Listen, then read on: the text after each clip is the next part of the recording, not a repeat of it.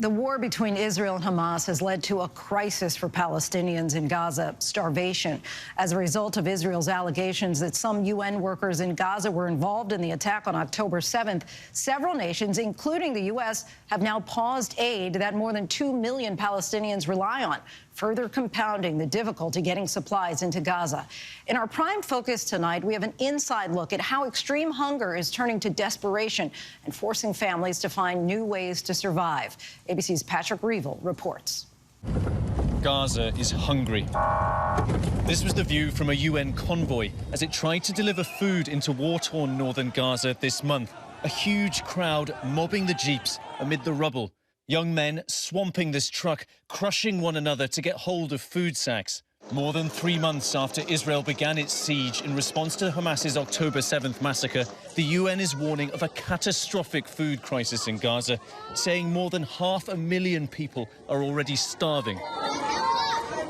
About 26%, meaning 1/4 of the population, is literally starving. Literally starving. That, in number terms, we are talking about 577,000 people.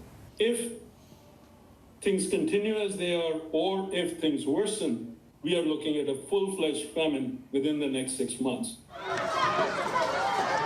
4 out of 5 of the people experiencing catastrophic hunger worldwide are now in Gaza, the UN says. Virtually all Gazans are now reliant on food aid. Each day, around 1,000 people, many of them children, line up with empty pots at this soup kitchen in Rafah in the south, where most Gazans have fled. The kitchen hands out lentil soup. Mariam Al-Dadu is pregnant and looking to feed her 4 other children. يعني أنا هيني زوجة حامل أنا أم حامل الأم الحامل هذه لا أكلت بيض ولا حليب ولا أي شيء صحي من 3 شهور على جنب غارنا مرضوا بمعنى الكلمة طول النهار عيانين طول النهار سخونة ونتي وإسهال ما فيش فيهم ولا واحد سليم. But many of those lining up go away empty-handed after the food runs out. Israel controls the only routes into Gaza. It says it's allowing in around 200 trucks a day with food and supplies, compared to 500 before the war. Israel denies it's not letting enough food in and accuses Hamas of stealing aid.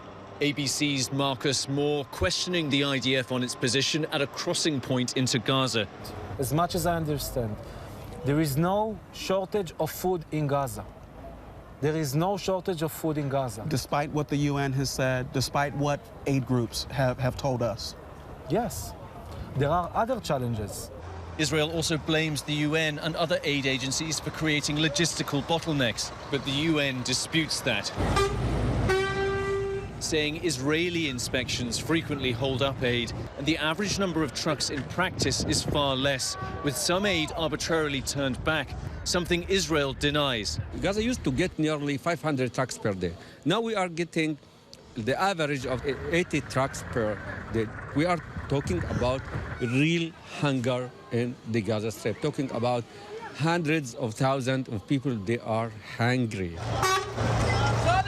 The United States has urged Israel to let in more aid. Even before the war, 2/3 of Gazans were reliant on food aid, according to the World Food Programme. The need now is far higher. Intense fighting also often makes it too dangerous to deliver food, the UN says. Well, you know, I've been doing this for about 20 years.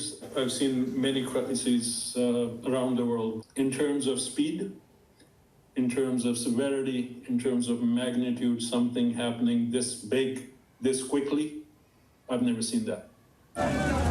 The worst situation is in northern Gaza, according to the UN, which says Israel is granting few permissions to access the area.